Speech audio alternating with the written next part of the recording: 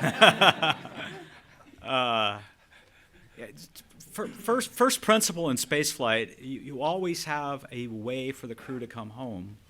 And Butch and Sonny have had a way to come home all the way back to the crewed flight test mission. If you remember, their vehicle, if there would have been a contingency, they were going to come home in Starliner first. Then we transitioned to the Crew 8 vehicle and then the Crew 9 vehicle. So they've always had a way to come home. To me, we are embarking upon a handover with two crews. And Butch and Sonny happen to be part of the expedition now. They've been there for a number of months, almost 10 months now. And they've executed spacewalks and they've done science. And so for me, it's a normal handover.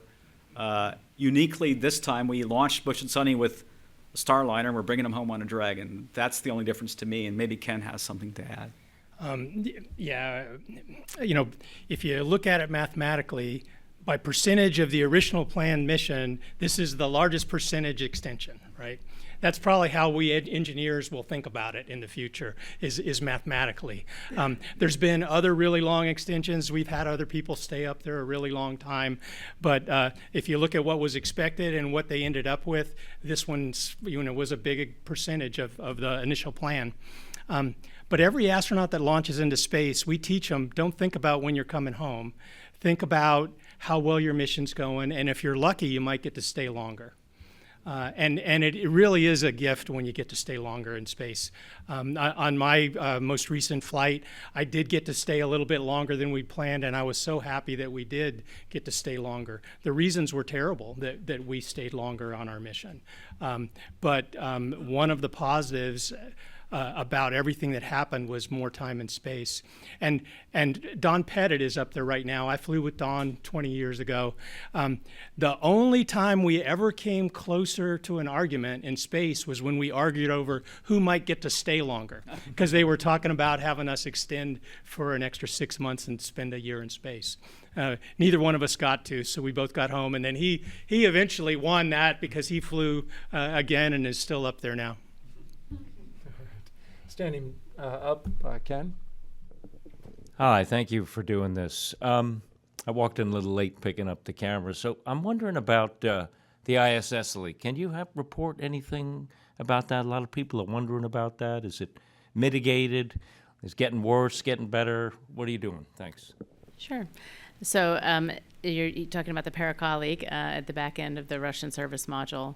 And that leak's still ongoing. Our Roscosmos keeps that hatch closed for most of the time. So the only time they go in there would be for accessing the Progress vehicle in order to get consumables or supplies out from a Progress vehicle, or in order to specifically do inspection or repair associated with that.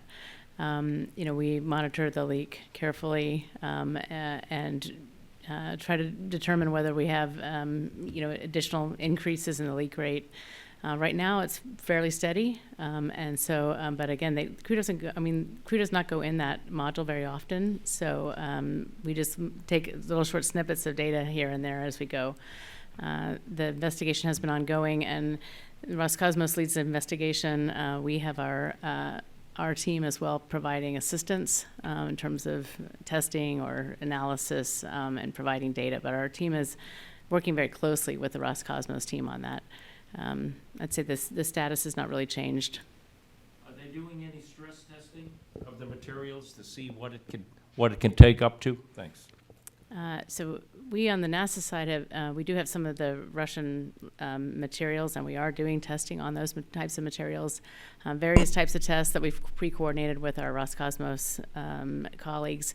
Roscosmos colleagues also, they of course understand their material very well and perform some tests. So the answer is yes, and we are trying to correlate what we're seeing and go over those results as we have them with our Roscosmos colleagues. Another question to the front of the room on this side, ABC News. Thank you again. I'm not sure if you've spoken to them yet, but what's been the reaction to the successful launch by the crew, the Sonny and Butch team on the ISS? And how significant is it that we had a female pilot and a female commander on Crew 10? So, first of all, I think it's really cool that we had 2 females in the flight crew, 2 women in the flight crew. And I think it's cool that Ann's one of them because she was one of the first in a 2-woman EVA. I don't know, Sarah wanted to talk a little bit about that. Oh, I was just telling them before this that I've got 3 daughters at home that I know were watching tonight, and so I was excited too to see them on board, and thankful to them for a milestone that hopefully many more will follow after. So. And Dina may have gotten something from Crew 9. I'm sure they're excited. Have you heard anything yet, Dina? About coming home? Yeah, about the fact that Crew 10's on the way. Oh, well, I have not heard yet, but the launch occurred while the crew was asleep. They might have gotten up and taken a peek. I'm not sure, but so I've not really heard anything yet. But it's possible that they were just quietly watching. I suspect they're excited that there's new faces coming, right, and new people coming, and they know they're going to get to come